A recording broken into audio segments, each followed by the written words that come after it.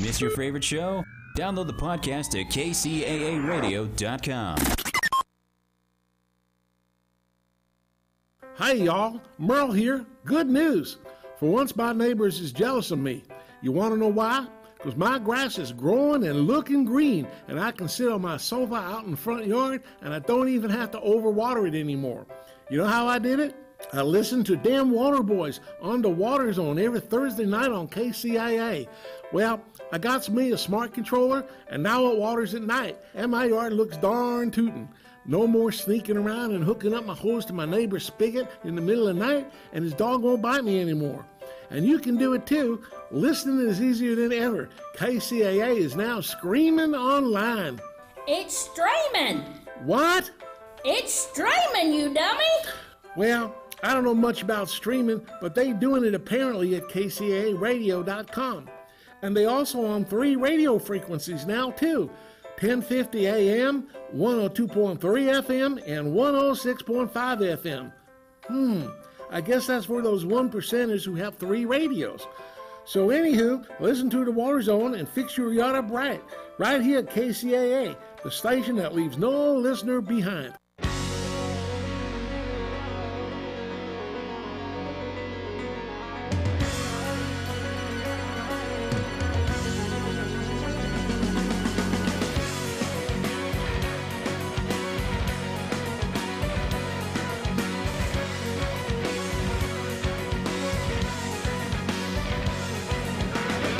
Live from the NBC News radio broadcasting studios of KCAA, 1050 AM, 102.3 FM, and 106.5 FM, located in beautiful sunny California. Thanks for tuning into the Water Zone Show. I'm your host, Rob Starr, along with Mr. Mike Barron, who's calling in here at the moment. And we're also known as the Water Boys, and Mike, I call him Mikeypedia. And today we have some in-studio guests, and we're also going to have a call-in guest. Usually the lady who does our water news, Miss Chris Austin from Maven's Notebook, is here. Hi, Chris. How you doing? I am doing great. How are you doing? And we have a special guest that you I won't use the word schlepped around, but you brought her in. She's a very nice lady. Got to meet her. Susan Longville. She's president and director of 3 of the San Bernardino Valley Water District. Thank you very much. I'm also a member of Maven's Notebook's Water Advisory Committee. Excellent. And she's also chair of the Santa Ana Watershed Project Authority. God, this is a great day. I'm between 2 smart, credentialed women, and I got Mike, who was inductee in the Green Industry Hall of Fame, and our guest who's coming on is also an inductee. So I guess I'm the poor guy here in the middle. Mike, are you there? I certainly am. How's out in the country? Well, we just for the woods. Enjoyed a couple of days of rain, which we always appreciate, up in the northeastern Sierra watershed. Still see some snow on the mountains, and 2 lakes I go to are full, and the creek is running at what appears to be full capacity. So, at least for this year, the water situation in California at the surface looks good. But as we know, underground where the aquifers are, we're still in a pretty severe drought. Are you recycling it or collecting any of that rainwater? You know, I keep my mouth open, and luckily it's just soaking into the ground. I don't see any runoff. It's just a slow rain that just soaks into the ground and replenishes that groundwater. I can picture you in a hammock, laying back with a hat and your mouth open. The water's just pouring in. That's right. So how come, Mikey, every time I show up, you're out of here? I'm starting to take this personally. No, please don't. In fact, I've been thinking about this, and I want to pull the trigger, and Rob doesn't even know about this, but what I want to offer publicly... You're going to shoot me? No, but I want to offer publicly is a $500 challenge that the Water Zone will match up to $500 in any donations that you can document to us, Chris. So that's our offer, and that's our thank you for doing the work that you do. And I know it's a modest amount, but hopefully you'll get some donations, and together that'll be $1,000 for your Maven's Notebook. Oh, hey, I could sure use it. So it's a great work that you do, and one that we certainly appreciate. and your participation in the show is also very much appreciated. So that's a little something that we can give back to your efforts. Okay, sounds great. Good deal. I'll forgive you for not being here. Okay, there you go. Next time, okay, I'm done with vacations for the rest of this year until Christmas. And maybe the day before Thanksgiving, and then that's it. Next time, no excuses. Are you relaxing and enjoying it? Well, it's funny because when the guy opens the store, at the campground, it's called RV Creekside or Creekside RV Park up in the North Fork, Bishop North Fork area. It's at an elevation of 8,300 feet. And, when he opens the door from the inside for business at 8 a.m., I'm at my computer sitting on the porch, taking advantage of his small area Wi-Fi service. And so that's kind of how it's been in the morning. And then we go explore in the afternoon and visit with our neighbors and just enjoy some good old-fashioned relaxation. Good. So are you ready for ready for the news of the week? Absolutely. All right, let's roll it. And now, do the radio voice. Maven's Notebook. Let me introduce Chris Austin again. Chris, what's happening in the water? Hey, we have more lawsuits against the California Water Fix Project. That's what we hear. The environmental impact reports got finalized, so people have 30 days to file their lawsuits. So I think we're up to 3, but there's probably more I haven't seen, but 3 that I've seen. The latest one coming from Butte County. So they're alleging that the environmental impact report doesn't analyze the things that they think it needs to be analyzed, and that they think that the impacts of the project are going to fall on the water users in northern Sacramento Valley, but the Southern California gets all the water. So. I also heard that the Enviros say proposed cannabis grow rules fails to protect wildlife. so now we got to cater to that. Oh, this is big. We don't talk about it much in Southern California, but it's hot stuff up in Northern California. Growing cannabis, and boy, they're working towards this. People in wine country, they're saying it's going to become cannabis country and not wine. So the new careers are in marijuana and legal. Yeah, and I just want to know, are there going to be like roadside bud stands, strawberries, buds? I'm just not seeing how this is going to work. It's going to be very interesting.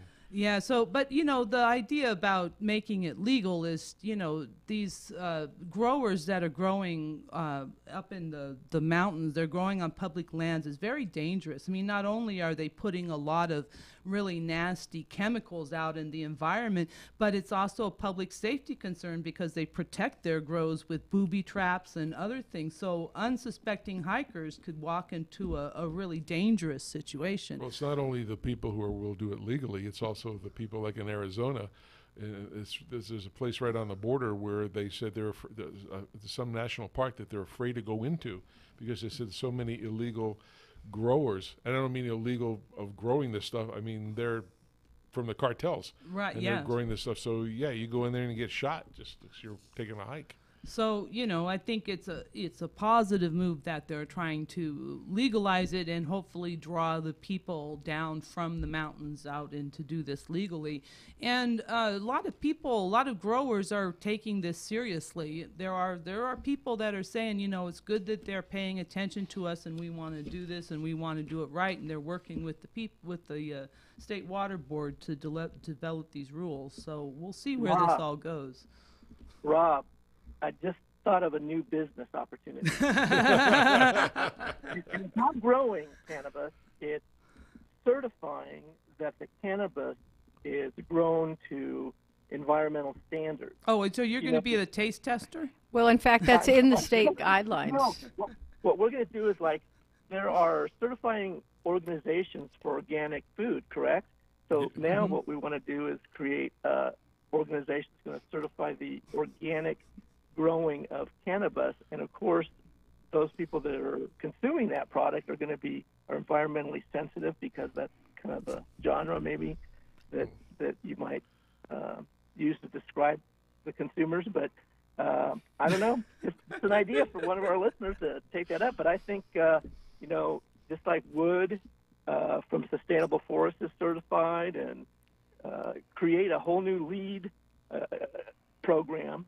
Instead of the United States Building Council, this could be the United States Cannabis Council.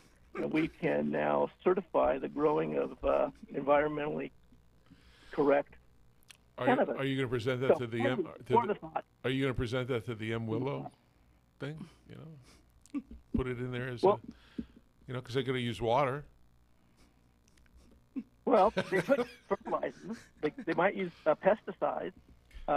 So they're doing that in a way that's not regulated at this point in time. As Chris mentioned, making cannabis growing legal now envelops those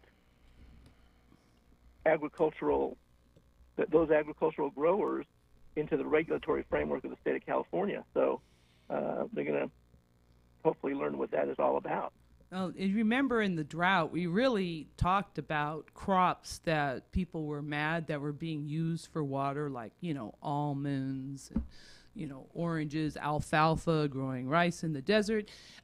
We can really look forward to some fun conversations in the next drought about where cannabis falls into the water use spectrum. So. Well, Mike, all I can say is I'm glad that you and I have a full-time job. Well, hey, I've got Chris, you, especially with your focus and knowledge of the water situation, I want to recommend a book to you. It's called The Water Knife. Have you heard of it? I have heard of it. I haven't read it, but I've heard it's supposed to be good and kind of entertaining, my understanding. Oh, I predict within 5 years it'll be a movie because it has all the right kind of conspiratorial intrigue and, of course, the romance and unexpected twist of the plot. But it has to do with water has become so scarce in the Southwest outside of California because of climate change. And dust storms and hurricanes have just created refugees throughout the United States to the point where the U.S. passes a law that every state protects its own borders because they don't want people coming in across their borders to consume their water. So anyway, it's a very fascinating, futuristic kind of downer, but it's very intriguing because they have so much information about different water agencies and what they do and how they do it, and it really is entertaining. So I highly recommend it to you. Okay, thanks. Got to bring it to work so I can see it. Yeah, it's a fast read, but it's a lot of fun. Good. All right, so going back, so California Water Policy Conference. Salty built up the threat to California water. What's that about? Oh, that was a great panel they had at the California Water Policy Conference where they talked about the problem of salinity in agricultural drainage. And, that has been a problem here in the Santa Ana watershed, but that's one of the things that the Santa Ana Watershed Project Authority has taken control of and has done really a very good job. Almost, I would say, a model for the state in terms of getting that. Well, the development of the brine line by SAPA was the first step, and of course another major role is played by the Santa Ana Regional Water Quality Control Board and some of the TMDLs, and we are but in our area, most of our watershed does not get Colorado River water. And in part, the reason why we don't is that the salinity from Colorado River, in addition to the nitrates that we have from, leftover agricultural drainage, we can't recharge it. I mean, we can't meet, those requirements. So it's a major issue, but it's well managed here. And the brine line has capacity so that, we can move it out, discharge it to the oceans. But as we do more and more recycling, some of our recycling plants have desalters, and where do we discharge that concentrated, discharges in the brine line? Without it, we wouldn't survive. It's It's a big problem in the Central Valley. They're not very easily solved there, and it's a problem that has to be solved because it's slow moving, it's insidious, and eventually it will catch up if we don't do anything. Right. We're trying to get Chris Paxson, you know him, to the desalter stuff, have him come in and talk to us about what they're doing inland. That was kind of interesting because a lot of people don't realize they do it inland. Oh, yes. Versus by the ocean. And Well, the Chino Basin, Right. one of the areas that was first to develop desalters, and part of that was that they had that this was dairy country, and dairy what do cows do, Cause global warming. Yeah. Well, you milk them, but they also put a lot of nitrates down in the soil. You know about that new law they have with the cows, where they have to put something on the cow in the rear. Cow farts. That's Yeah. what he's talking Yeah, about. I'm trying to keep it clean. We didn't say that. Well, We just call it methane. Methane, yeah.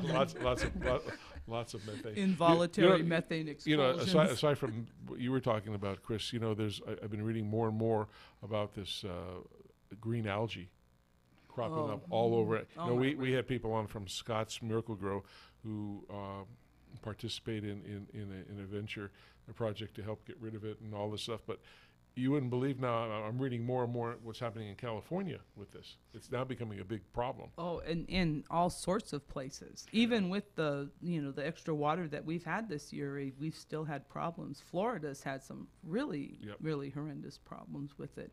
And a lot of other places, too. It's not just California, not just Florida. No. It's like all over. When I first learned about it, I was reading, when we had these people on the show, I showed Mike some pictures of they had an alligator and they had some fish, and it was like in green sludge just all over it. It was just unbelievable. I mean, and unless you see that, unless people really put visuals to the words, it makes a big difference to that. That's why we are on video. So we can all wave to our friends and say like that. But so what else is going on? Oh, gosh. Let me look at your notes.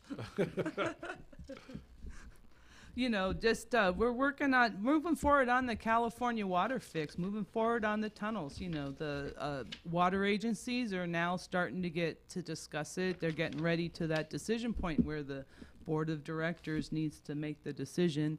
And, if you've ever attended like a metropolitan committee meeting, they always start out with, if there's anyone here to speak on any item not on the agenda. And usually there's crickets, but at these metropolitan meetings now, they've had the tunnel opponents, Restore the Delta, showing up. And they're showing up all over town, too. Showed up at Central Basin.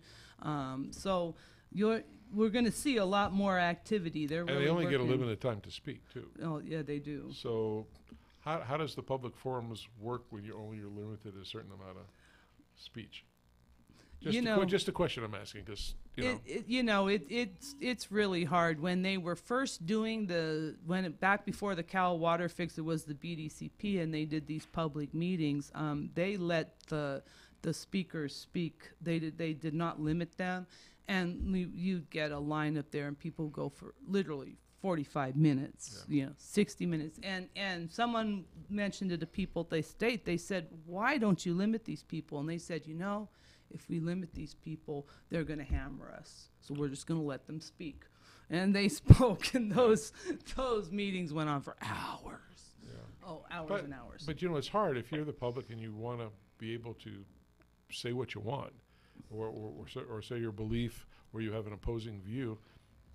I kind of think they need to do it now. I agree with you. You can't let them go on and on and on and on and on forever, because no one's going to be there till 4 o'clock in the morning, listening to this thing. But there's got to be a reasonable way that the stakeholders can participate and have their say and have a reasonable debate about it. There's nothing wrong with people having an opposing opinion. No. We've had people on the show that had different opinions than maybe Mike or me, but that's our purpose. Wasn't to sit there and challenge them on those things. We want their opinions to go out and let them have their say in what's what, because maybe they do have some points. The biggest problem I see is people don't talk to each other. Mm-hmm. I see those meetings when I go to them, they yell at each other, and it gets out of hand. But there has to be a way to get these things going forward and giving enough time for everybody's opinions to be heard. And it needs to be, I guess, to a certain point, reasonable. I think it's kind of like kids. You know, if you yell at your kids for 45 minutes, they probably stop listening after 5, after 10. And I think when you're going on, you know, in a way, limiting it makes you push your points up front and get your word out sooner. So there's a benefit to that, because I do think if you go on too long, it's human nature. I've been in city council meetings where they allow you 3 minutes, and that may not be enough to get your perspective out.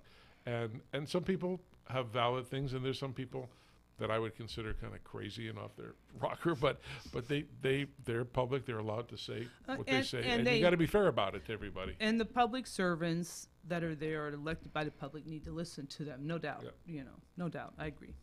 Anything else that's the hot this week? I think we're just rolling along, just seeing where we're headed. Singing a song. Side by side. So well, tomorrow, hey, Chris, I had heard.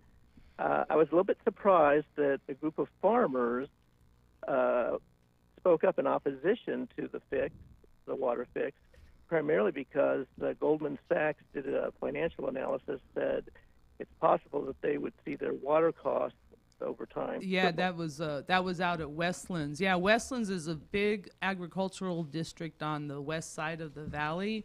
You know, when it comes to the affordability of California water fix, you know, again, like I think I said last week, I totally agree, and I understand if you have no money, you don't want to pay anything more. But those costs are easily spread across the region with, you know, 16 million people. It's the farmers where I think the affordability of the California water fix is really a question. There's much fewer of them, and they're going to buy, you know, water by the acre foot.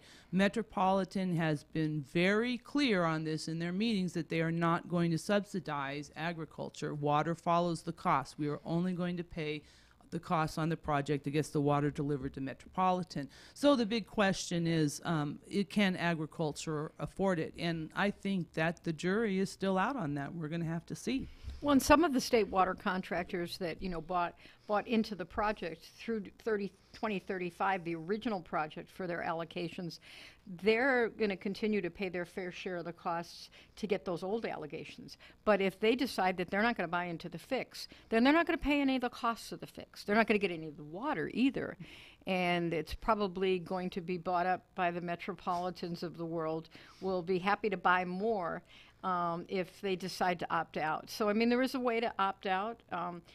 You know, you know, as you know, one of the people, I mean, from the 28 state contractors, I mean, there's a very small number of us. You know, I mean, we're talking about, you know, about, you know, 28 times 5. You know, this is like less than 200 people in the state of California will make this decision, whether we're in or whether our agencies are out. And ultimately, if you get you know, 25% of the water you need at $125 per acre foot versus all the water you need at $375 per acre foot, you know, that's the trade-off that has to be assessed. But then, of course, the growing costs, if they can be done for less outside of the U.S., then unfortunately, you know, the economic forces drive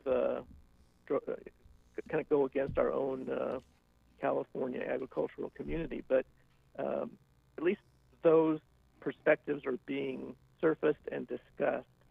And my board is president. My board is being briefed in a series of briefings, and our issues are slightly different than as the only, you know, agency. I mean, San Bernardino Valley Municipal Water District is not part of Metropolitan. The Mojave Water Agency, which is the whole high desert, not a part of Metropolitan. Right. We have a little bit different message because our ratepayers pay for our water more in property taxes. Well, I presume you and Kirby are pretty good about telling the folks what's happening. I mean, we got to be transparent and tell the truth. But right. Yeah, I mean, you guys do.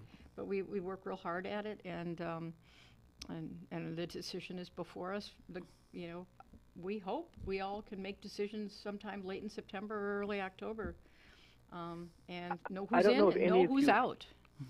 Yeah, I don't know if any of you came across an article, and unfortunately, I don't have it quickly accessible. But it had to do with how the CVP and SWP were justified, funded, and how, in fact, the ratepayers, the users of the water from those projects, have paid down those costs to a much, much greater extent than any public transportation project in New York or Boston. Those things are just sinkholes for public money. So someone's doing the comparison between infrastructure costs versus transportation system costs and saying, hey, in this state, in California, the ratepayers are ultimately paying back those huge investments that were made many years ago. We're up against a break, so we're going to take a few minutes here to go to our commercials and be back. You're listening to The Water Zone on KCAA Radio, and stay tuned.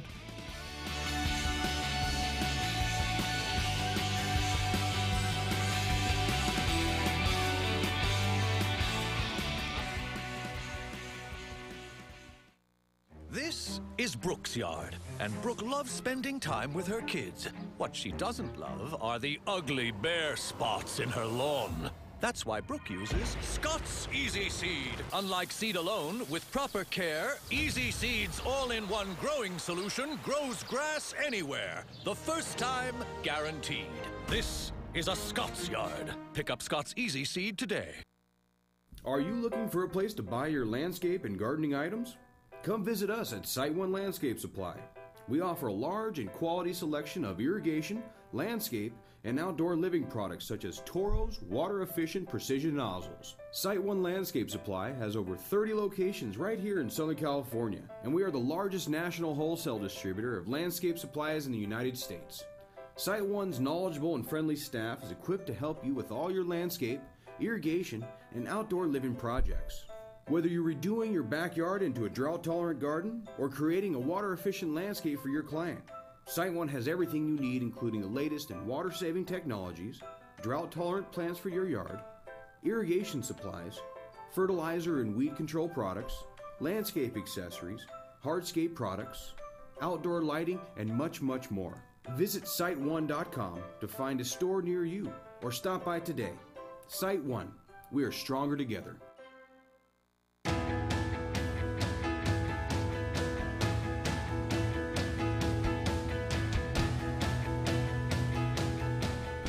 Welcome back to the Water Zone. And anybody who wants to call in and talk to our distinguished guests, and they are very distinguished and smart, you can call 909-792-5222 or 909-792-1050. And we have another guest that's called in. Hopefully he's on the line. And his name is Dave Fugino, and he's a PhD. He served for more than 8 years as the director of the California Center for Urban Horticulture at UC Davis, and he earned his bachelor's degree in plant science at UC Riverside, his master's and PhD from UC Davis in environmental horticulture and plant physiology. Dave's experience includes over 17 years in senior level management with large wholesale horticultural companies. His expertise includes organizational development, operational improvement, information technology, strategic planning, marketing, research and development, training, fundraising, and other areas. This isn't his resume for work. He's not looking for a job. Just want to clear that up with everybody. He's a good man. We worked with him on training lots of contractors in the state with Department of Water Resources. Dave's also served as past chair, vice chair, and grower member, director of the California Association of Nurseries and Garden Centers, vice president of the Nursery Growers Association, and most recently on the Department of Water Resources Independent Technical Panel. He currently serves on DWR's Landscape Stakeholder Committee, Bay Friendly Landscaping and Garden Coalition, Sac Tree Foundation, Davis Tree Commission, and California Institute of Food and Agricultural Research. So he's a busy guy, and we're lucky to get him. Dave, how are you tonight? I'm doing well. Thank you very much, Rob, and thank you all for the invitation to join you tonight. We appreciate it. And as I mentioned at the beginning of the show, if you happen to be tuned in, that Dave was very much honored by the Green Industry Hall of Fame and was inducted recently, and I was at that event. And the year before that, Mr. Mike Barron was inducted in. So again, I have two wonderful smart ladies sitting here on the right and left, and I have two smart guys on the phone with me, and I guess I got to go find something better for me to do. I'm only kidding. So Dave, can you tell us go ahead. Well, Rob, I have to tell you, listening in earlier or listening to your conversations, I'm very much impressed at the breadth of the subject matter that you covered, anywhere from green algae to salinity, and then global climate change, water availability, and then also the tunnels, and then I guess to cap it off, you are actually hitting the cannabis crop. Yeah. So very very impressed, in terms of the subject matter. Well, we try to give a plethora of different topics through the thing, and we kind of try. Mike's more serious than me. He's the serious guy. That's why I call him Mikeypedia. And we try to make it that it's interesting for the people that listen, but it's also kind of fun to do the show. And I don't know if you know this, David, but we just got awarded a recognition from the United States Congress for our show for education and outreach. Got that the other day, so we're very proud of that. And then we just learned today that NBC News Radio submitted us, and we got accepted, I guess, from iHeartRadio. So now our stuff's going to be on iHeartRadio every week, and so we're very excited. I mean, the show's been doing well, thanks to Mike and everybody else, and Chris who participates, and Iggy Bisconer from our MIB, and Paul McFadden also from the Micro Irrigation Group. I mean, it's a whole team that makes this work, and again, we want to keep it intelligent. We want to keep it right to the facts, but we also want to make it fun for the people to call in.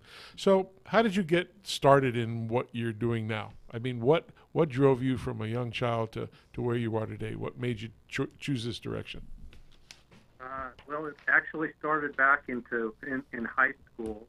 So when I was a junior in high school, I actually started in the retail nursery business. Some of you remembered the old Woolworths Garden Centers. That was a nursery chain up in Northern California.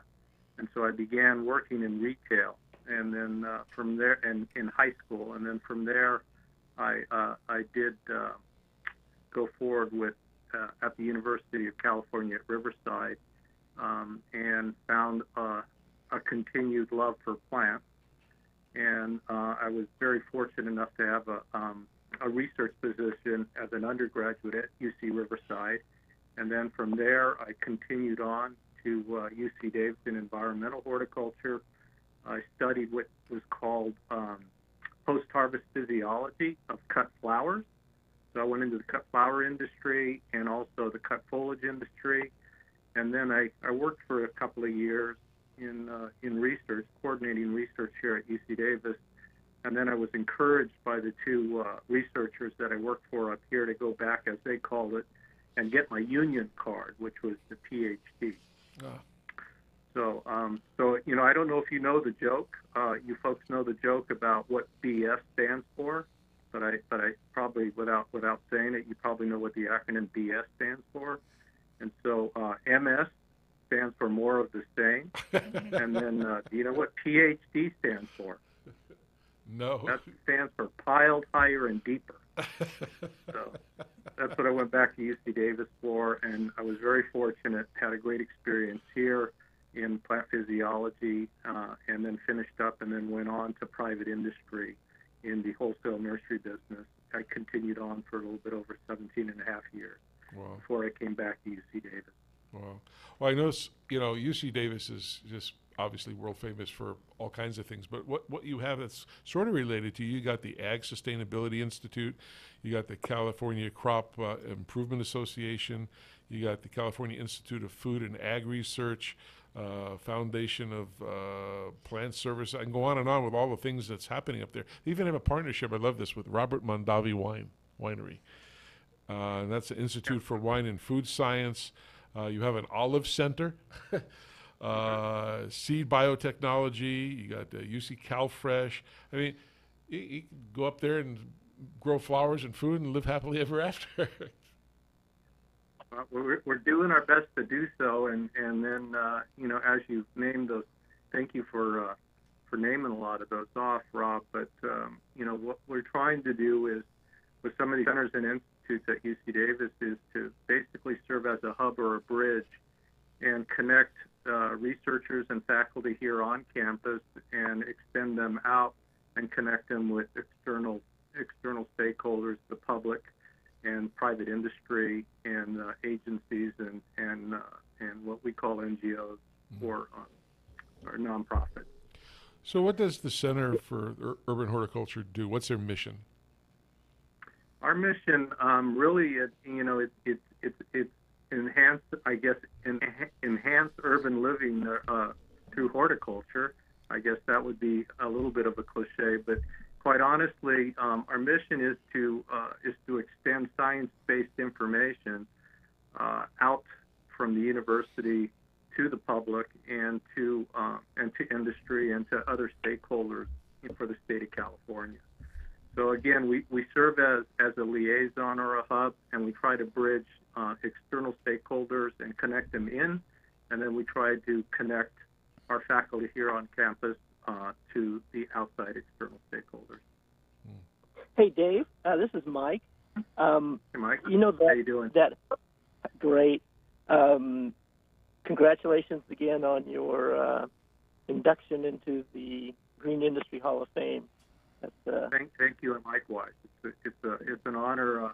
It was quite a surprise, and it was an honor, and it's nice to be in company with people like yourself.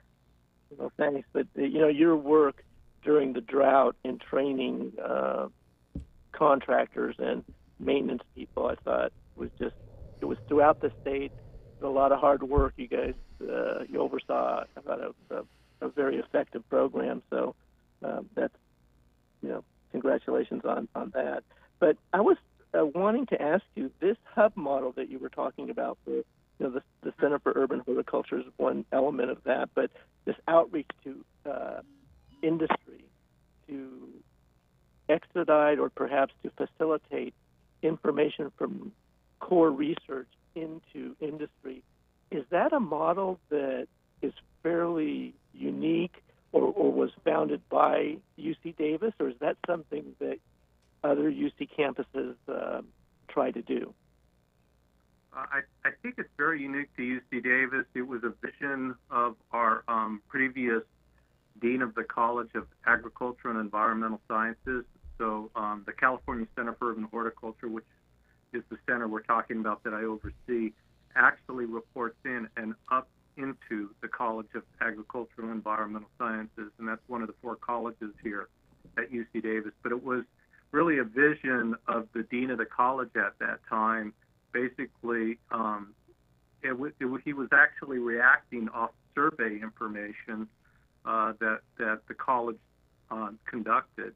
And what they found out, or what he found out and shared with me when I came on, is that the University of California here at Davis, and specifically the college, did an excellent an exemplary job at research and also instruction. But one of the opportunities of feedback they received for improvement was actually extending information outward into a useful source. So actually translating that research into practical and applied work, out in the community. So that was his vision to do that, and then actually to build relationships, both internal extending out and then external extending in. So and he created a number of these centers and institutes within our college, and we. While we have, let's say, quite a few of these institutes and centers, there isn't one just set template or model or prescription for how we go about doing our work. We're all basically left up to to rolling this out. So I've appreciated coming back here and giving a lot of latitude and freedom to make connections out, and I certainly enjoy working with companies like yours, Toro, and others. So you folks have been great supporters. And then, it's not only that we have all the information internal, but we certainly appreciate and acknowledge and respect the information that you folks and other industry players provide back into the university. Do you from the real.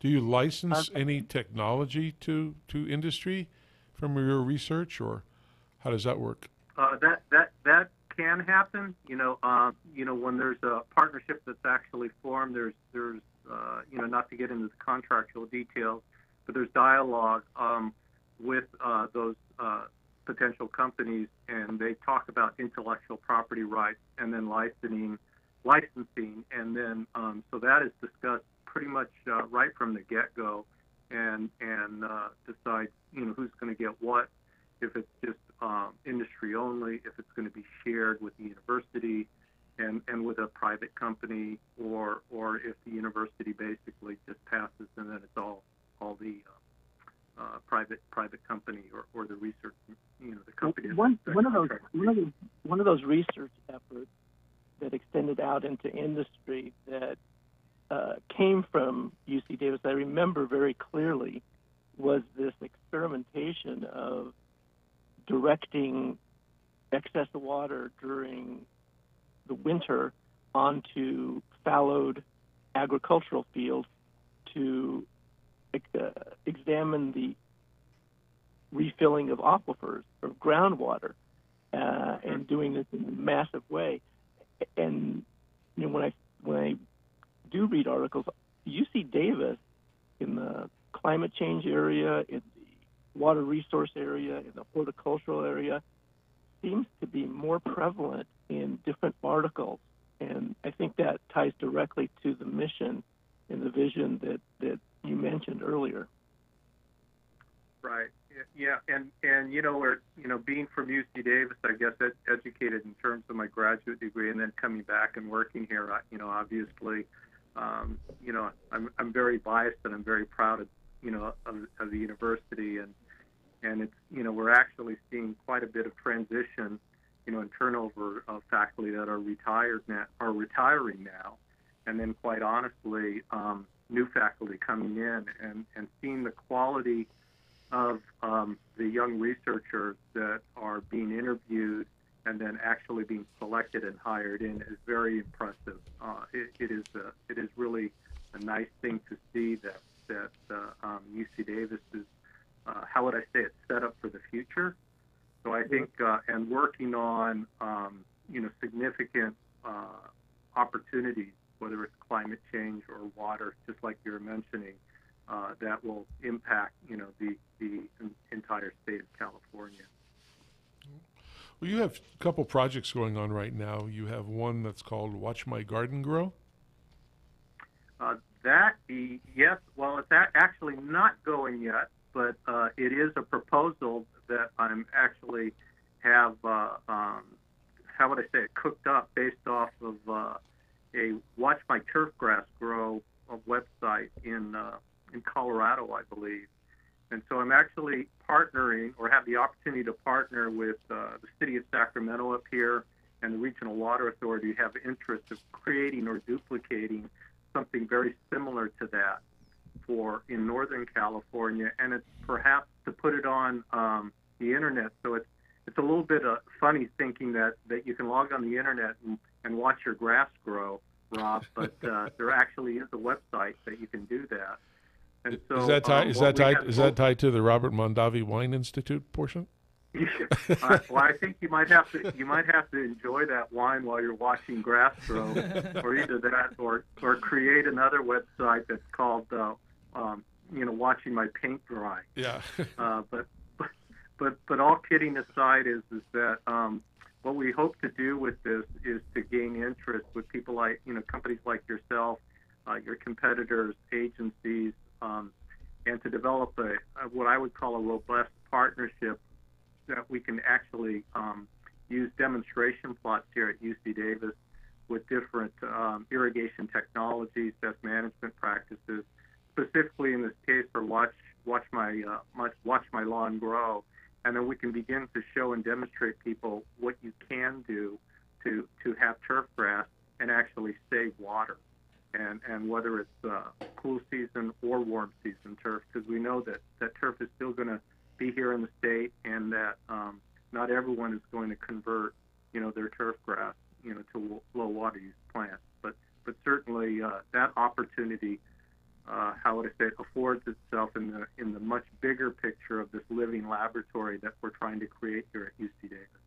Now, is that part of what you called your living urban landscape laboratory portion? Is that what yes, that falls that falls is part under? of that. So we're having conversations now in partnership with 3 other departments here on campus. So I'm partnering with the Department of Biological and Agricultural Engineering, Human Ecology, which actually houses our landscape architecture and environmental design degrees, and then the Department of Plant Sciences. So internally, I have these departments that I'm partnering with, and then I've been reaching out with companies such as yours.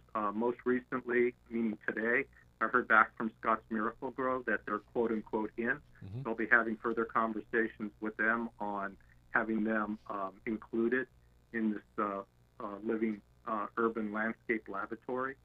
So it's actually gaining a lot of momentum, I guess. And really, at the end of the day, what I'd really like to do is, number one, is whatever we do demonstrate out in the living laboratory, want to make sure we do measuring and monitoring in terms of calculating how much water a specific landscape should use, and then actually measuring and monitoring the amount of water that we do apply to show water savings. And then at the other opportunity that we have with this living laboratory here on campus, my vision and hope would be that we can create some sort of funding or endowment and get undergraduate students involved hands-on with aspects of the living laboratory. So for the turf, there's different thoughts on that, whether you do overhead sprays or you do drip. How do you see that playing in your living garden project? Well, we have some conversations with some of the irrigation manufacturers now. So there's already interest in demonstrating what you folks know as and are good at is called the subsurface drip irrigation system. So that was going to play out, in the living laboratory. We will be demonstrating that, whether it's actually with the Watch My Lawn Grow project, or if it's actually going to be in one of the other landscape areas that we have as opportunities. But we see that coming in, and it will be demonstrated with the turf. The other is that rotary stream nozzles, so these precision nozzles that like Toro produces. We'll be working with companies like yours to demonstrate those and show the importance of uniformity or distribution uniformity of the water that's actually applied. So we see drip, as being, a very, how would I say it, important, aspect or component of the technology part of the living laboratory. But we also are going to compare that and show that with what is typically found now, which is basically cool season turf with conventional spray nozzles. So we'll be doing an actual comparison with some of this other technology. Now, will you implement like a full feedback loop, meaning using ET and like a smart controller, and then coupling that with a soil moisture sensor? Because to me, yes, go ahead. No, I was going to say, because to me, the smart controllers with the ET tell you when you need to water, and the soil moisture sensors tell you how much to water. So kind of keep those all together. Yeah. So, and thank you for asking that question. And the short answer is yes and yes. We do have interest already, in the Watch My Lawn Grow project, where we have a desire to use weather-based smart controllers, using the ET or the evapotranspiration information, along with we have manufacturers specifically who want to test their wireless soil moisture sensors as part of controlling their irrigation. So we're going to be demonstrating that, with the living laboratory. Excellent. So, what other type of examples of partnerships do you have with outside organizations or companies or other universities? Well, outside partnerships, we just finished up a multi-year project with the Department of Water Resources, and this was to to look at mature landscapes in 6 different climate zones of California, and to determine whether or not they can perform at the evapotranspiration factor of 0.7. So we just completed that. We had 31 different mature sites up and down the state, and so that was a very robust partnership that we had, that we just finished up. The other one that we are working on with regard to education and outreach, because we do a lot of that. We do something different, and not necessarily everything I do for the center is focused on water, but one of the fun ones that we're going to be doing this fall is we're going to be on pollination gardening and pollination research that's going on here at UC Davis. So we're partnering with the Department of Entomology and Nematology and some of the researchers there, and the UC Davis Public Gardens and Arboretum. So we'll be educating people on, those plants that are conducive to attracting pollinators in their garden. And this will all be in a benefit for what we call the Honeybee Haven Garden here at UC Davis. I was involved in the actual design and conception and rollout with that garden with the Department of Entomology back in 2009 and 2010. So this is going to serve as a fundraiser for getting some money to support the Honeybee Haven Garden. Wow. So those are a couple of examples, and then like I said, the one that I think that I'm going to have the greatest amount of fun and joy is this living laboratory, working with companies like yours. We have other manufacturers. You heard me say Scott. We have cities, we have agencies that are basically on board. The college, I met with college representatives here at the university, and they are providing a lot of support and encouragement for me to move forward on this. So I'm very excited about going forward with this, and I hope to be able to, to have you here in spring of 2018 when we open it up. Yeah, I know we'd love to do that. Maybe you can, the program that we were involved with before, which I was part of with you, where we trained a whole bunch of contractors in different places all over. How could you tell our listening audience kind of what that was, what was the desired outcome from that, and is it going to be continued? Do we want to pick that up and do some more? Right. So, yeah, and thank you for asking. That was a very robust partnership. It was in partnership with the Department of Water Resources. It was in partnership with irrigation manufacturers, as examples such as Toro, and it was involved also in partnership with UC Cooperative Extension and faculty here on campus. And basically what we did was, it was in response, as we know, to the last 5 years of the drought. And so it was a request by the Department of Water Resources, an opportunity to extend and provide irrigation management to professionals. So we, in the past, let's say collectively, these robust partnerships with the industry and with agencies and with cities and with water providers up and down the state, as Mike mentioned, we had conducted in the past 4 years over 35 workshops, either a half-day or half-day and full-day workshops. Of those 35 plus, we had 6 of those that were bilingual or in Spanish in different areas of the California. And really, the outcome in terms of we probably have reached now almost 4,000 participants within those workshops.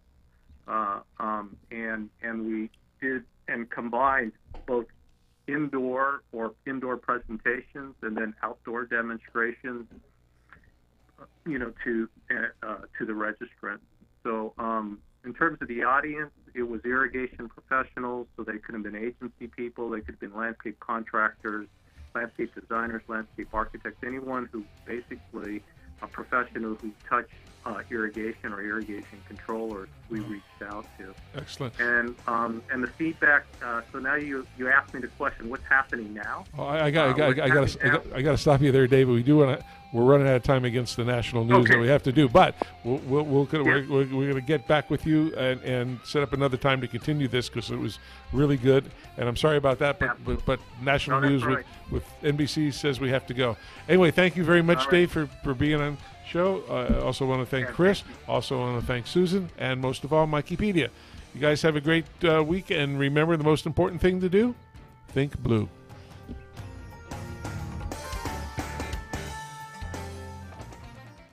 KCAA Loma Linda, 1050 AM, 106.5 FM, and now 102.3 FM.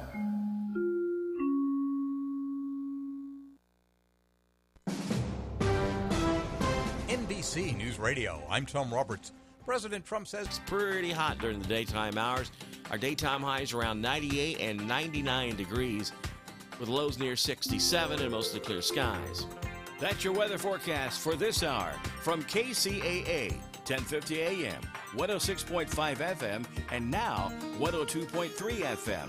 3-in-1, the trifecta of talk in Southern California.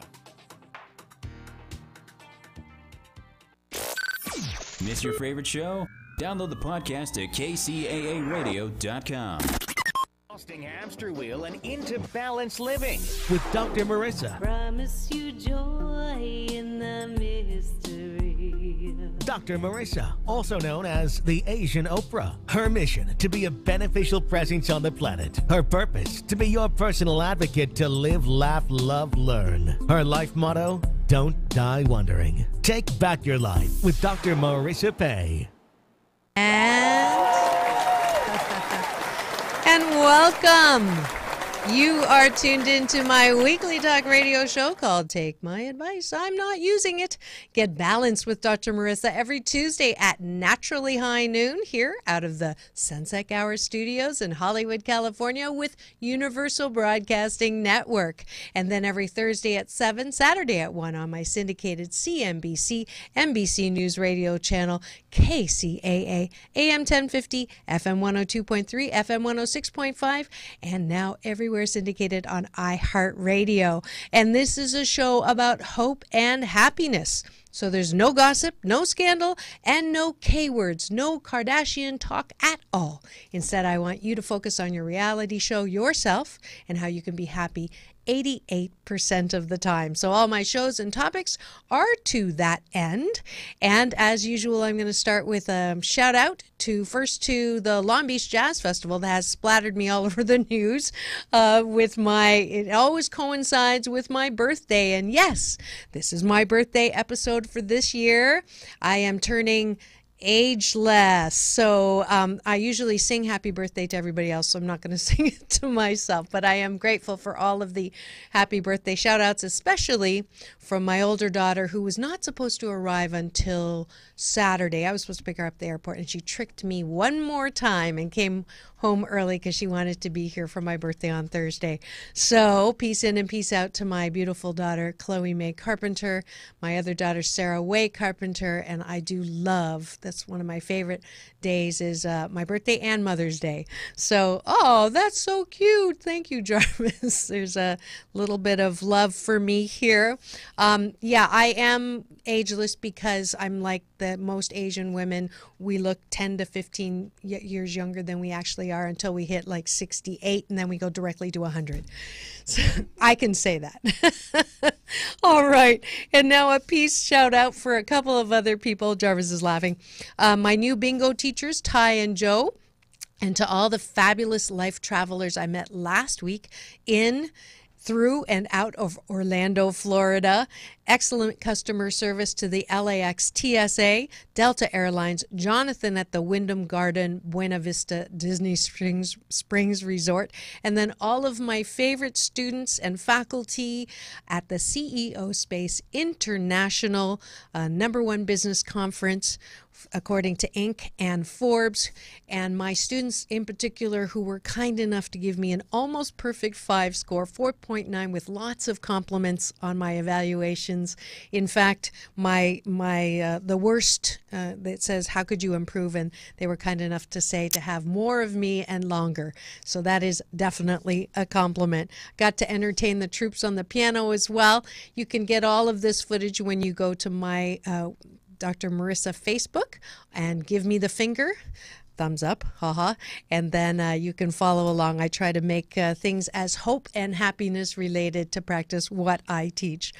Now, I also had I wanted a specific piece in and out to my balanced Tai Chi Gong students there, as well as the teen program that was there for the week. They are awesome. I got to learn new card games, including King's Corner. I'll be having some of them on my Christmas show, and you'll also be seeing some of the entrepreneurs from CEO Space who have wanted to have me design and produce a show around them. So I've got one on malaria solution, concussion solution, education and entrepreneurs from underprivileged communities, as well as the kids' ideas on how to be in their unique talent, gift, and ability in this planet today for their lives. So if you'd like to tune in, just keep this show on your dial, and it is everywhere now. So Dr. Marissa, if you missed my show with Nitro from American Gladiators, you can get that all on YouTube, so you can support me there. And subscribe, of course, and give me the finger. All right, and I was so impressed by this particular entrepreneur. I actually met him in an earlier CEO Space that I wanted to have him on the show, because it's not every day that you meet someone who is in the wisdom years, who is climbing mountains. And not only climbing mountains, he holds the Guinness World Book records for the oldest to have completed all 7 summits. And his name is Werner Berger. I can't think of a better person to bring on to celebrate my birthday about being ageless. So please welcome to the studio, Werner Berger. Hello, my dear. Hi, Dr. Marissa. Happy birthday. I didn't even know it was coming up. Yes, I understand that you and Heshi are going to give me a surprise on the actual day on Thursday, so I'll be looking forward to that. But I'm so happy to have you on the air with me.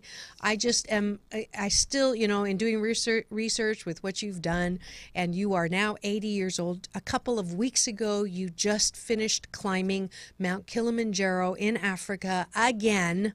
You not only have done the 7 summits and hold that record, you want to beat your own record. I don't know how you're going to do that, but do that again. So let's just start at the beginning. When did you actually start? Were you born knowing that you wanted to do this as a goal? When did that happen? It happened rather late in life. In fact, in '53, when Hillary and Norgay Tenzing got to the top of Everest, I was extremely excited as a farm kid. And none of the other kids seemed to make much of it. But over the years, I didn't have the intent of climbing until one day I was sitting in a self-development workshop, and this was 1989, and the guy in front said, "What would you like to do before you die, but you don't think you would ever do?" And out of the air popped climb Kilimanjaro, climb to Everest Base Camp, and of course climb the Matterhorn, which is this beautiful mountain in Switzerland. Never ever thinking it would happen, except that about 2 years later, my second oldest son, who's really an adventurous spirit, said, "Hey, Dad, you wanted to climb to Everest Base Camp. Why don't we go?" So we went, and this was 1992, and I just completely fell in love with the mountains, fell in love with the activity, fell in love with this beautiful earth that we are a part of. That's fabulous. Just describe to me, I'm going to close my eyes, describe what it was like the first time that you got to the first summit. What did that feel like? What did it smell like? What did it look like? And I'm going to pretend I'm there with you. Go ahead. The first summit was actually not a summit. It was Everest Base Camp. However, just standing in the valleys in the Himalaya and seeing these phenomenal mountains towering on each side of you. And you're standing in about 70-degree temperatures and sunlight, and they're growing potatoes with terraced farming because of the slopes. And the top of these mountains are snow-covered, and they are so pristine and so beautiful that it's really hard not to just stand there with your mouth open and just saying, oh my gosh. Yeah, literally. Are you really here? And how old were you then? How old were you then? I was 55. 55. So the AARP card on top of the Everest base camp. Now, so at that point you decided, I want to do something. I want to do something different. But just describe, what were you doing? Because I read somewhere, I don't know if it was Steve Farber's interview of you, that you retired at 45. You have a bachelor's in engineering. You have a master's in business. You were restless, bored. What was that? I was actually burnt out. I had found myself, or this was my conversation, that I'm in this business, and the main thing I'm doing is I'm working for my employees and keeping them engaged, keeping them getting an income. And there wasn't much fulfillment left for me. So I decided I could just sell off the business and literally retire. The only problem is I didn't retire to something. I retired from something. And literally for the next 2 years, I lost who this guy Werner Berger is. I really had no sense. Right. Could I make a contribution? And I was, 43, 44 at the time. Yep. And just gradually dug my way back out. And then just one day had this idea of climbing, as I mentioned. And when I got to Everest Base Camp with my son, I was just so overwhelmed by the possibility of life. Just knew I wanted to go higher. I wanted to go more remote. It was a life-changing experience. Yeah. So the last 26 years, you have climbed consecutively every single summit, and you take now people who want to catch your a second lease on life, or what it sounds like what you went through, I would call a midlife, not crisis, but a midlife opportunity to do something more, right? So now you are climbing the summits, you're taking people as a guide, you call yourself a mountaineer. Yes. And then on top of that, you realize that you've picked up some lessons, right? Some life lessons, that you also have created a leadership development program. Tell us about that. I'd been a corporate consultant for now about 30 years. And the one thing that I learned, that with the best technologies, most leadership training, even though essential, doesn't really work because you cannot train cognitive learning to become part of who the person is being.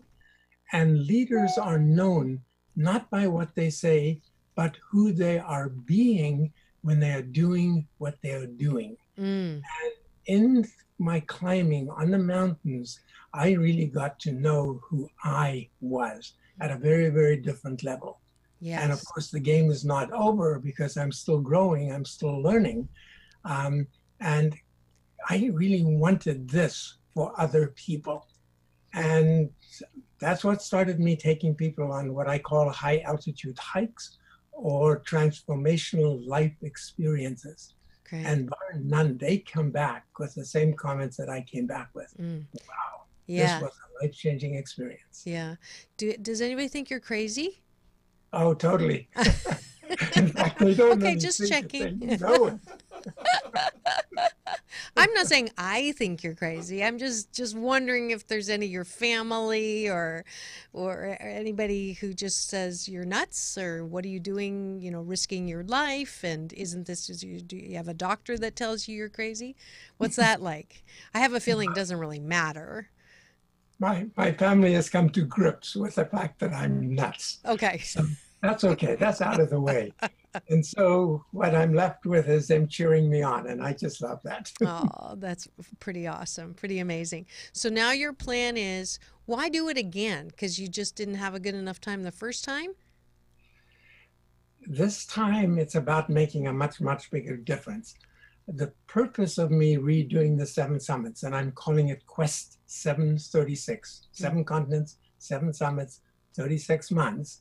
And the tagline is, the game is not over. To inspire people, whatever their age, to live their lives with greater passion, greater purpose, a greater focus on their health. Because if you don't have your health, ultimately you have nothing. And of course, ultimately, greater enjoyment. That's what we all seek. We want to be healthy. We want to enjoy life. We want to be happy. We want to make a difference. So if I can inspire people at my age to say, oh gosh, if that old fellow can do this, what am I stopping myself from doing? That's beautiful. If you've just tuned in, you are listening to Take My Advice, I'm Not Using It.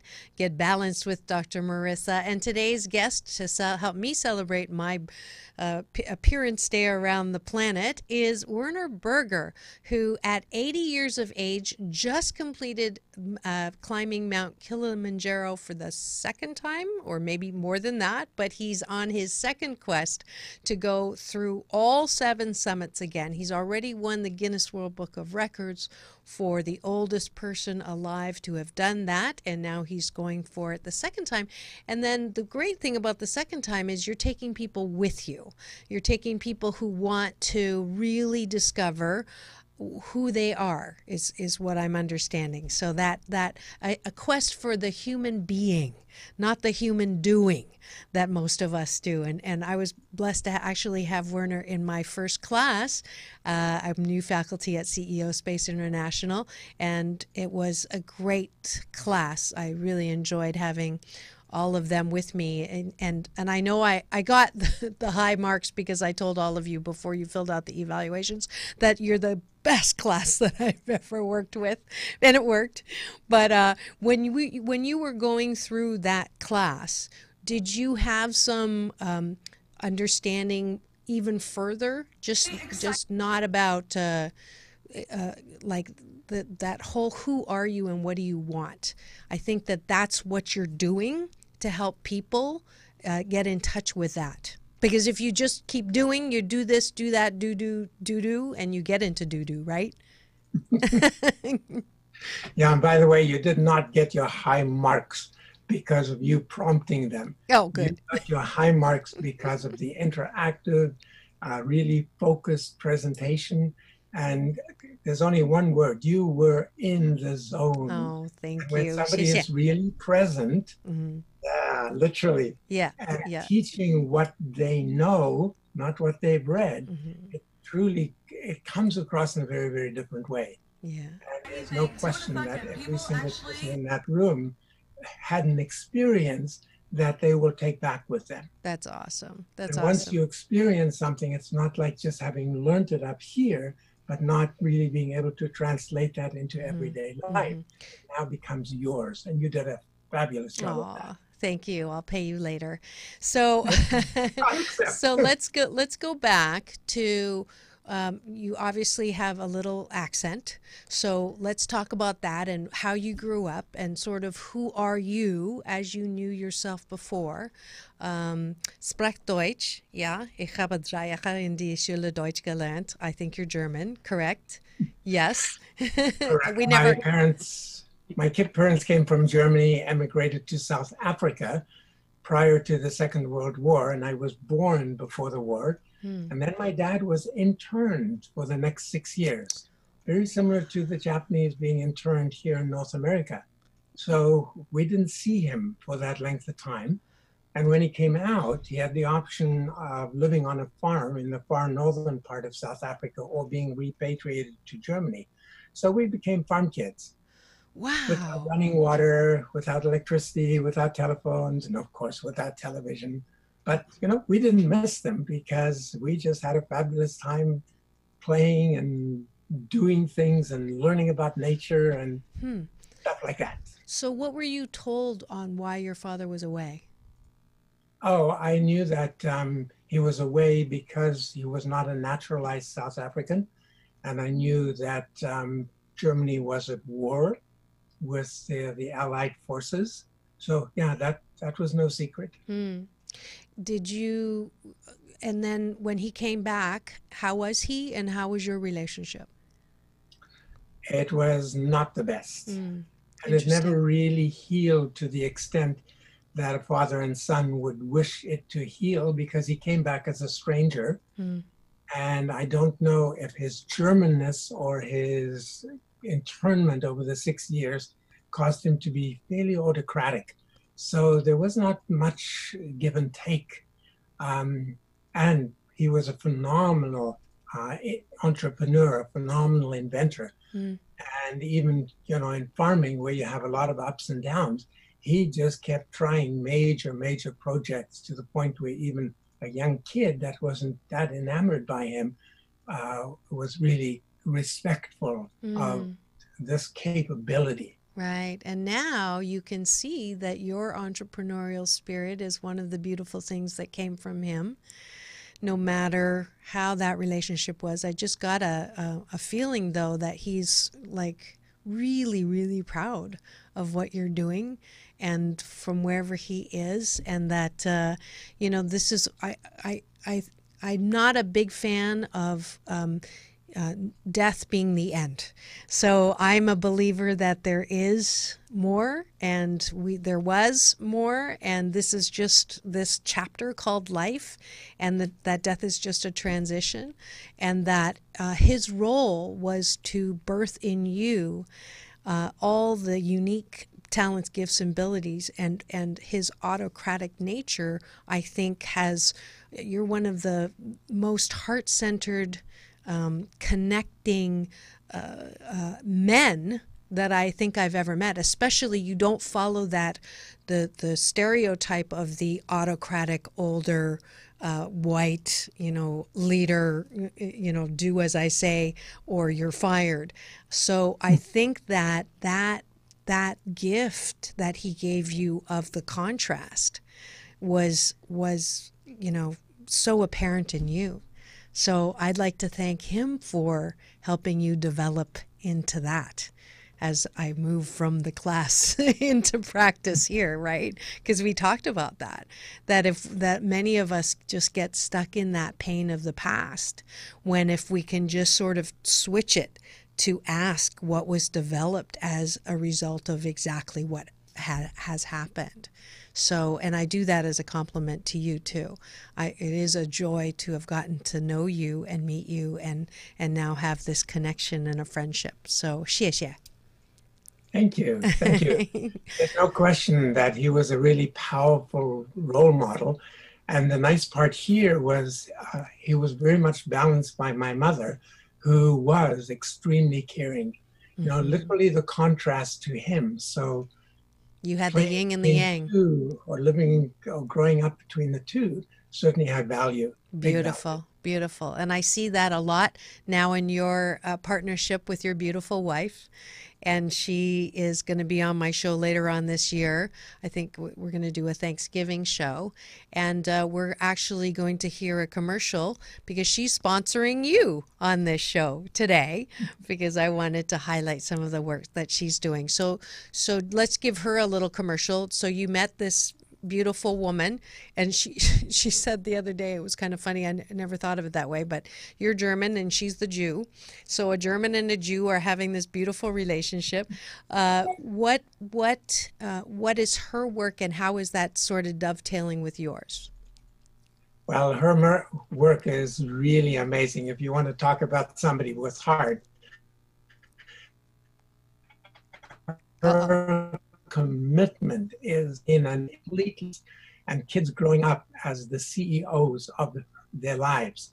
And when we first went to Africa, she realized how little some kids have, and how it becomes really hard to develop without having the basic necessities of health, of clothing, of shelter, of food. And her mission is to make sure that the 5,000 children that die every single day from drinking contaminated water, that gets reversed. So her initial commitment is to have 1 million water bottles that purify any water, and it doesn't matter what pool it comes out of, and provides clean drinking water for the longevity and the health. Yeah, and that's a beautiful marriage of, you know, your adventure and your goals, and then she's there and she has birthed her own dream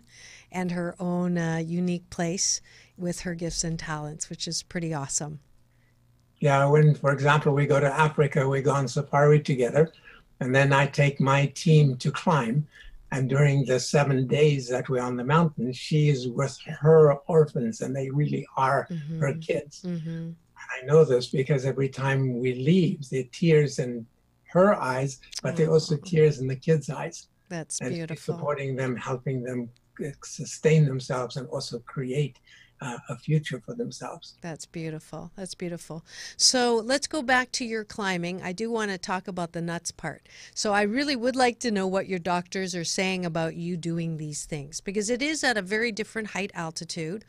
And I don't know what your health background is. Have you always been healthy? I have always been healthy. Okay. You know, I've had a couple of issues, but never serious ones. And partly it comes from the fact that I learned about 25, 30 years ago that our foods tend to be nutritionally, I'm going to get that out right. And the only way to counteract that is not only to eat right, but to supplement. And that's just made a huge difference in my life. So and then also learning that there's an incredible difference in the supplementation that can be purchased on the open market. Okay, so you're not... Very, very little value to a lot of value. Okay, so 25 years ago, you started eating differently. So for my listeners, if you're listening and you want to last not just till you're 80, but to be able to climb summits, let's have some diet tips now. What kind of nutrition-rich foods do you eat, and what do you stay away from? Well, anything green is really critical. For the longest time, I stayed away from red meat. Okay. I've started eating some red meat again because there's some proteins and some elements that are hard to assimilate or get if I'm not eating meat. Okay. But kale, spinach, vegetables of all sorts. I'm taking a shake or doing a shake, again, a highly nutritious shake in the morning. Occasionally I'll do oatmeal, which I really enjoy. Okay. But there's, again, more nutritional value in the shake that I have.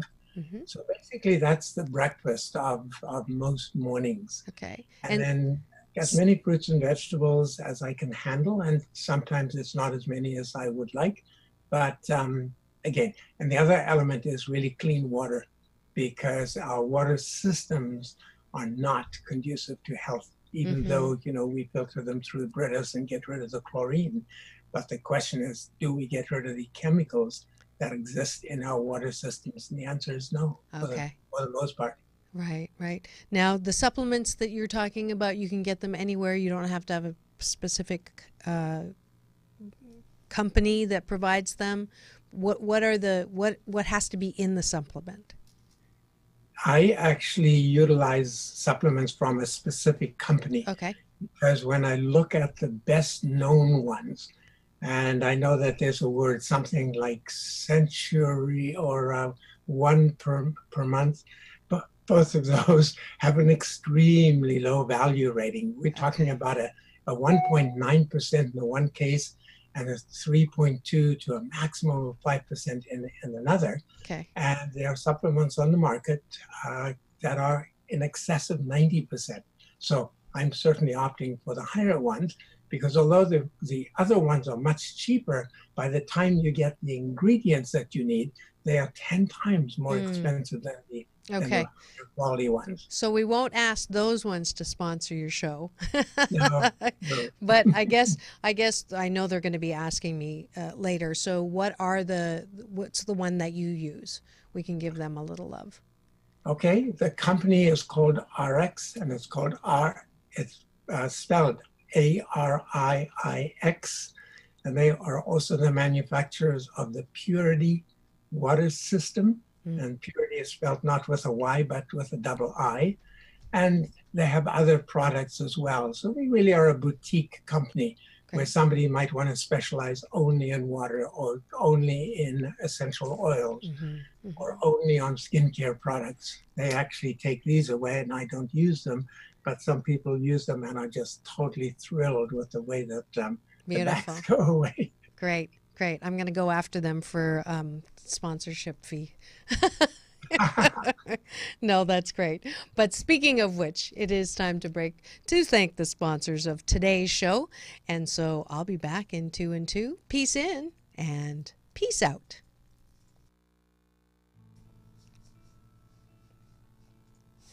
Four, 3, 2, 1. And another child dies. Yes, every 4 seconds, someone dies from drinking contaminated water, and that's the bad news. The good news is that the Purity filtration system provides clean, fresh, and safe drinking water, and for every 2 water bottles sold, 1 is shipped to a child in need. Contact Heshy Siegel at kidsbetterworld.com for this win-win-win, life-giving answer to contaminated water today. That's Heshy, H-I-E, Siegel, S-E-G-A-L, at kidsbetterworld.com.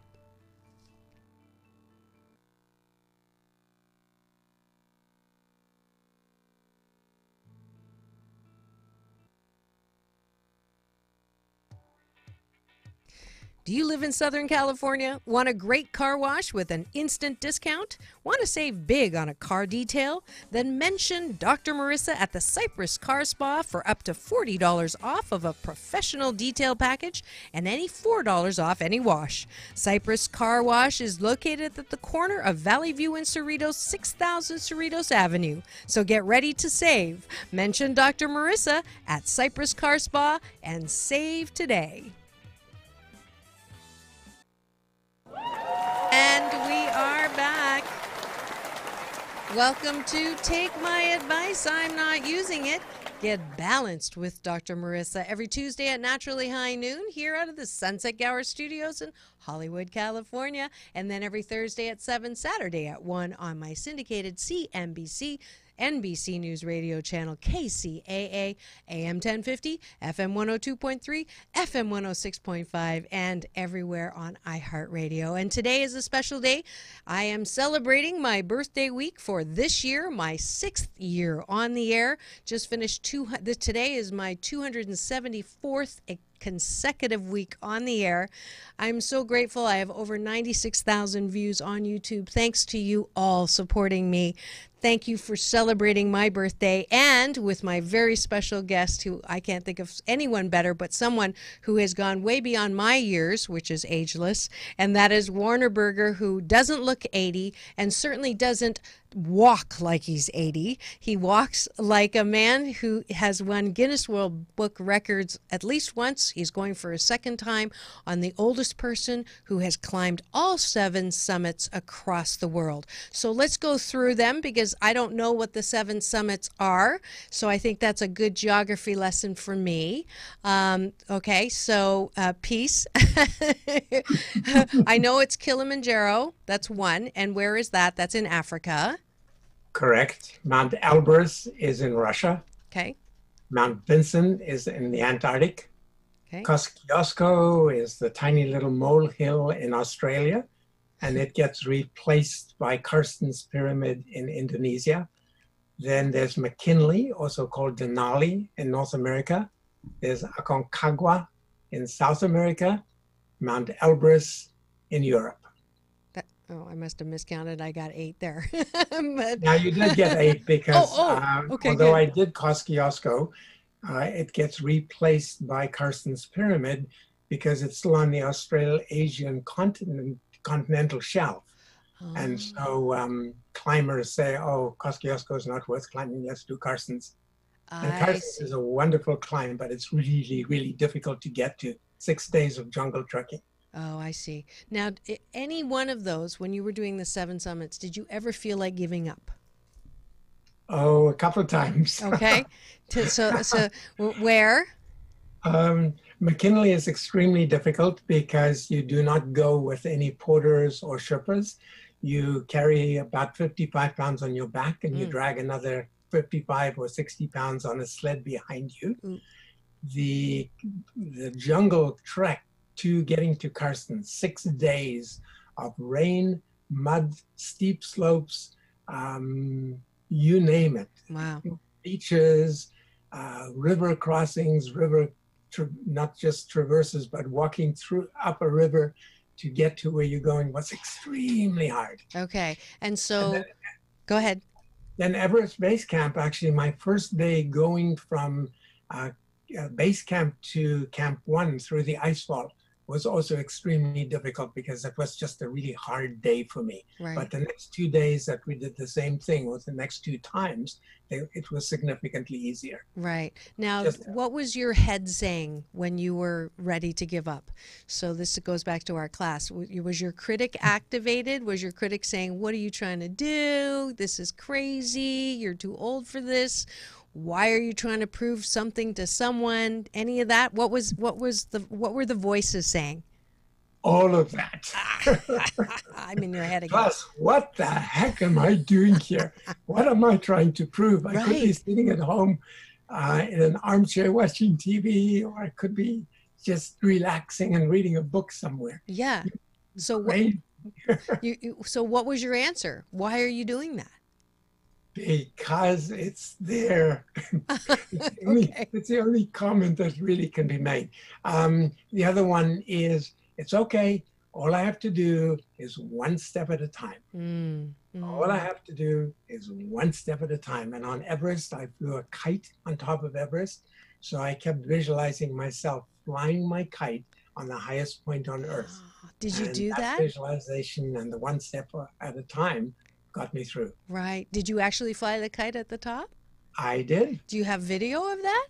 I absolutely do. Where can I find the video? On your YouTube or on your website? You can find it on a commercial that my producers did when I was wanting to create a movie to change North American health. And I can certainly send you the link. Oh, that would be great. I'm sure my listeners would love that too. And speaking of how to find you, there's several ways, right? Go ahead. On Facebook? One of them is on Facebook, just looking for Werner Berger, WERNER, BERGER, and looking for the guy with his hands in the air. Another possibility is Twitter, looking for Everest Guy. Yeah, that's the Facebook one. Okay. The other possibility is email, werner@quest736.com. And I know that there's another one. I'm also on LinkedIn under Werner There you Berger. go. Great. And the website will be up soon. But in the meantime, you can connect with him on all those social media sites. And I think there's an ability to also support you in this quest with some donation links as well. And certainly to support your wife's work with buying for every 2 bottles that we buy, we give 1 to a child so they do not have to die from contaminated water. And it's actually a really good looking bottle. I forgot to ask for one to bring, but it's very clear and it also helps us stop the unnecessary waste of the plastic water bottles. So it's a great way to support you as well. I think because you and Heshi are a team, and I think it's wonderful what she's doing as well as what you're doing. Thank you. Yes. So what would you tell anyone right now who is saying, yeah, but, I'm overweight, or I don't have the funds, or I don't have the time, or I don't really want to climb a mountain, but what would your words to them be as far as it's not too late? Yeah, it would start with, it's never too late. And your mountain might not be the same as my mountain. You might not be looking for a physical mountain. But if you're thinking of losing weight, you can look upon that as your Everest. And the only question is, if you're really serious about losing weight, what is it that I need to do to get to the ideal health. And it's not really about losing weight. It's about becoming healthy. Or if I'm really committed to my business, the question is, what am I creating? Or what is it that I want to create in my business? And what difference will that make? And once you have defined your ideal weight or whatever you're attempting to accomplish, step into that future and look back at today and ask yourself, what are all of the things that I had to do to get here? It's a flip from what do I need to do to get there? Because all we can see from the present is problems, as opposed to stepping in the future and looking back at today and asking ourselves, what did I need to do to get here? So that is definitely one of the most profound and most powerful way that even corporations solve problems these days.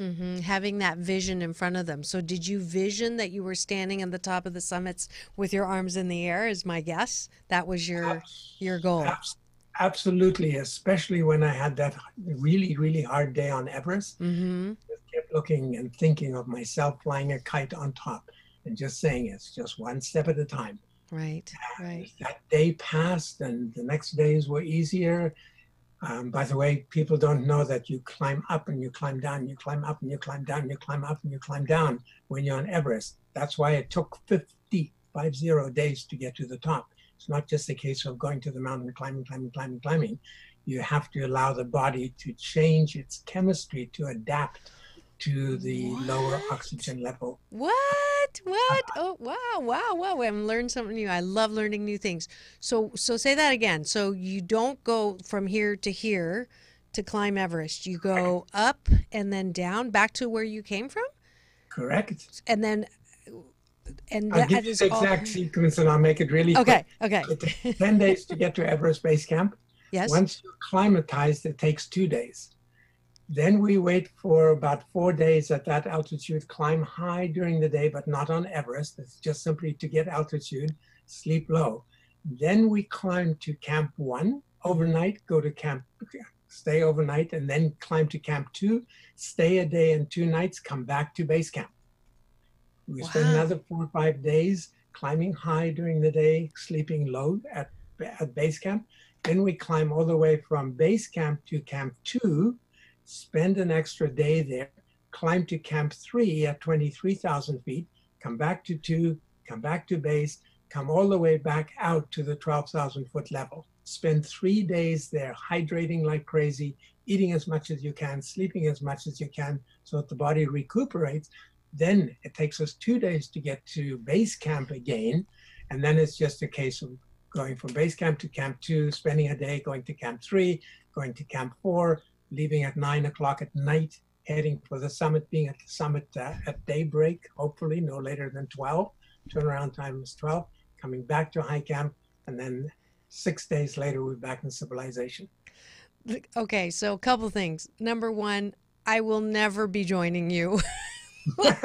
That's okay. On any of this. Base camp, though. I'm allergic to hiking. Okay, the word just bothers me, so definitely not. But now that you told me that, I'm just like, forget it.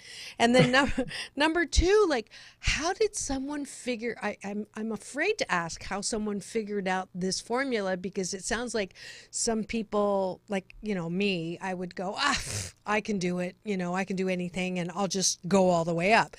And how many people had to lose their life to figure out that you can't do that, and that you have to do this. This is the best example I've ever heard of 1 step forward and 2 steps back ever. I mean, how did someone figure this out? Really by trial and error.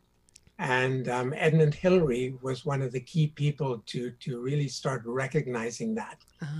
And how long ago? Physicians stepped into play and started taking blood oxygen levels and just seeing, what happens.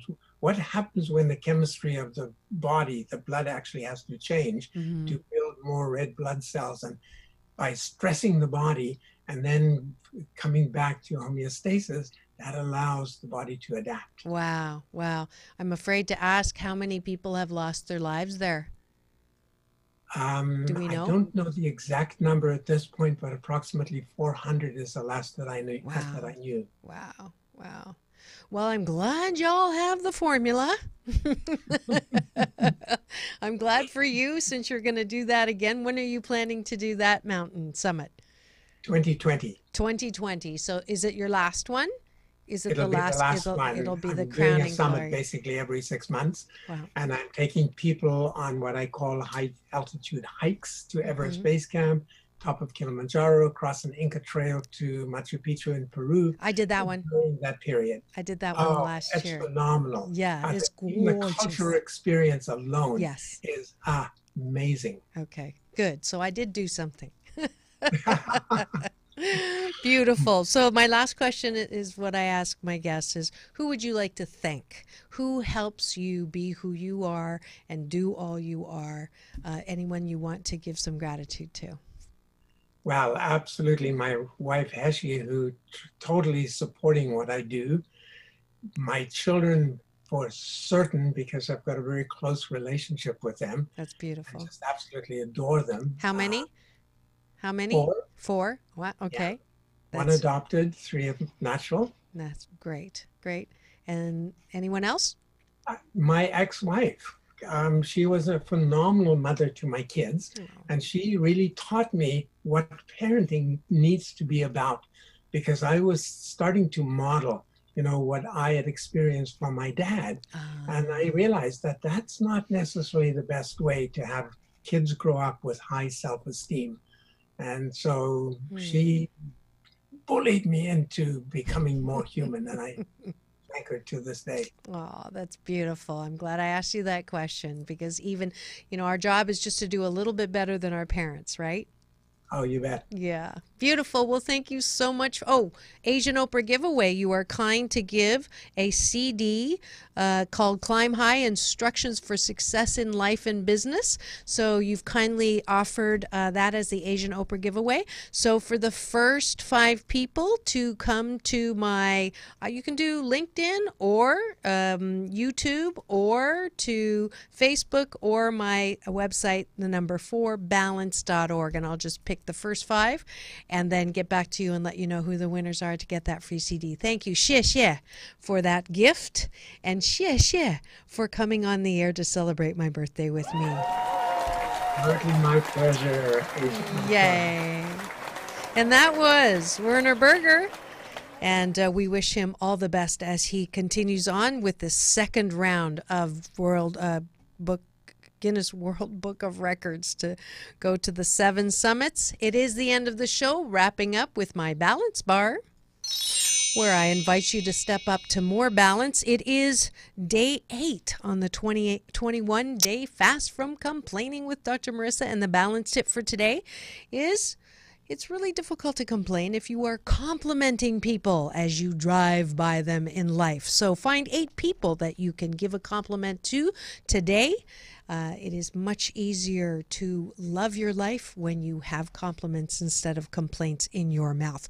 And 8, everybody always asks, why do you do all the 8s? It's a homonym in Chinese, which is a homonym for good fortune. So I want you to have good fortune while you're complimenting people as well. Let's see. This week I am not teaching Tai Chi Gong, as I am actually going down to do a day of leadership with the GCCCD Community College, so I will not be there. So please do make sure you find out my schedule if you go to my website, the number 4balance.org, for Balance Tai Chi Gong classes. I will be working on my book, 8 Ways to Happiness. And for those of you who don't know, I'm super grateful to have a contract. It will be coming out next year in August for my birthday. So you can look forward to 8 Ways to Happiness. As well, don't forget to get my app, which goes with the 21-day fast from complaining on both stores. Just put in Dr. Marissa Pay and you'll find it. Made by teenagers, and all proceeds from all of my balance products go to my peace work around the planet. So thank you so much. Next week, it is that time of the month. Yes, it is call-ins, and it's Dr. Marissa, the kinder, gentler Dr. Laura, and my fabulous producer Jarvis Essex helps me be kind by not making you wait in line before the show. So contact him if you would like some advice that I don't use for balancing your life tires and smog checking your stinking thinking. Please do contact him at jsessex13@aol.com, and you'll be put on the call-in list so you can get some free advice. And if you have a small business, you're also invited to sign up, because I'll give you some time to give a free shout out for that. I am grateful. I'm going to do 8 compliments right now. I am going to compliment my daughter Sarah for being so sweet, and my daughter Chloe for being so amazingly organized, and she's just finished her internship with MD Anderson doing cancer research. She's getting her name on 3 different papers as a 19-year-old, so that's pretty awesome, and thank you for coming back for my birthday. I am going to compliment my my other mom and dad, Dolores and Graham Martin, for the beautiful role that they have in my life, supporting me. As well, a compliment to my birth mom, Rose, who taught me how to be as strong as I am, and brought me my Chinese heritage. To my beautiful father, who's on the other side, Dr. David Pei. I love you. I feel your support. I know I can still fall into you even though you're on the other side. I think I'm on number 5. To all the staff and Tony Sweet at Universal Broadcast Network, which has supported me now for over 4 years, to all of the staff at KCAA, my CNBC syndicated news radio channel, for Fred, the owner, Mark, the station manager, and all of the staff that helped make my show a success. And finally, let's see. Oh, my UPS man, my universal power source, who I call my God or my source, who I plug into every morning when I pray and meditate. Thank you for this amazing thing called my life. I am just so grateful for what I get to do on the air. I'm grateful for all the work that I get to do now, even writing, and I'm just so grateful. And I'm grateful for you, most of all of you who are looking at my face right now, listening to my voice later on when you download the podcast, following me, liking me. I have amazing support systems on this planet today, and I am grateful. I'm grateful to share my birthday with you. So remember, keep it tuned to Take My Advice. I'm not using it. Get balanced with Dr. Marissa every Tuesday at Naturally High Noon, Thursday at 7 if you missed it today live, Saturday at 1, because it is all about balance. And this is Dr. Marissa Pei, P for positive, EI. Peace in and peace out.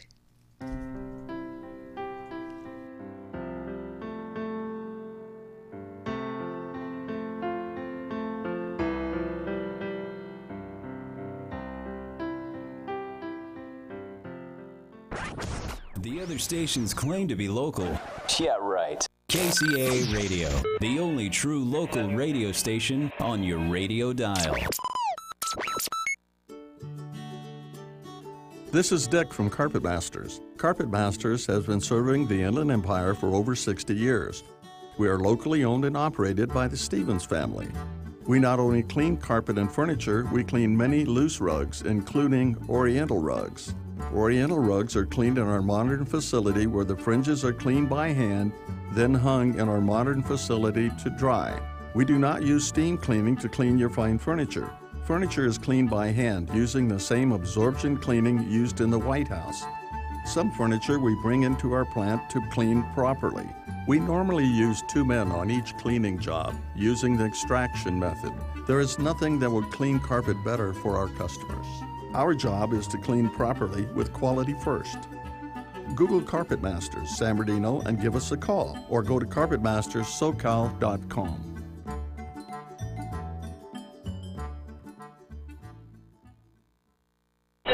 Okay, nurse, let's get this man to the ER stat.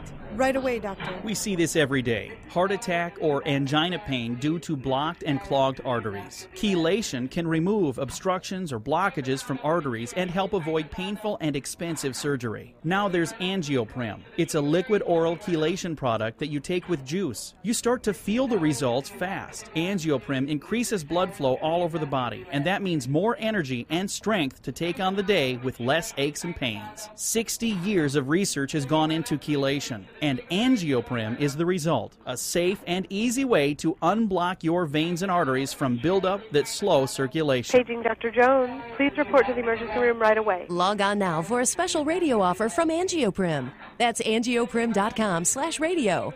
ANGIOPRIM. Angioprim.com/radio or call 877-882-7221. That's 877-882-7221. Stardate, August 10th. One of the problems with planets in other star systems is they don't just walk up to you and tell you their life stories. But a mammoth telescope that's being developed now should help with the introductions. When it's completed in the next decade, it will allow astronomers to actually see planets around nearby stars. They won't see any details, only points of light near the stars. But the view will be good enough to learn if the planets have atmospheres and whether the atmospheres show any evidence of life. GMT, the Giant Magellan Telescope, will be built in the Andes Mountains of Chile. It's being developed by a consortium that includes the University of Texas at Austin. When it's completed in the next decade, its main mirror will span 80 feet, more than twice the size of anything in operation today. That mirror will collect several times more light than any current telescope, allowing it to view objects that are fainter and farther away.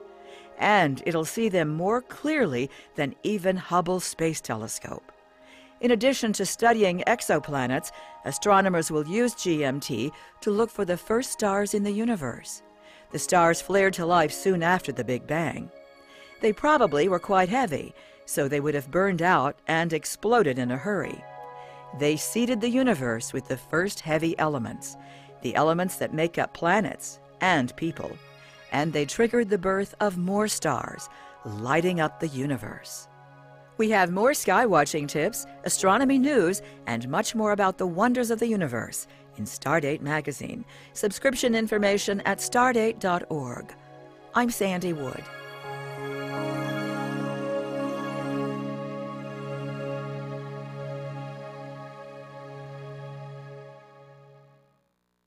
What is San Bernardino going to do with the Carousel Mall? Keep track of the mall development and more local news in the San Bernardino City News. Local sports, education, business, and entertainment news in print and online at sanbernardinocitynews.com. Psst. Hey, you. Yeah, you. Do you know where you are? Well, you've done it now. You're listening to KCAA Loma Linda, your CNBC news station. So expect the unexpected. Go behind the wheel, under the hood, and beyond with Car Stuff from HowStuffWorks.com.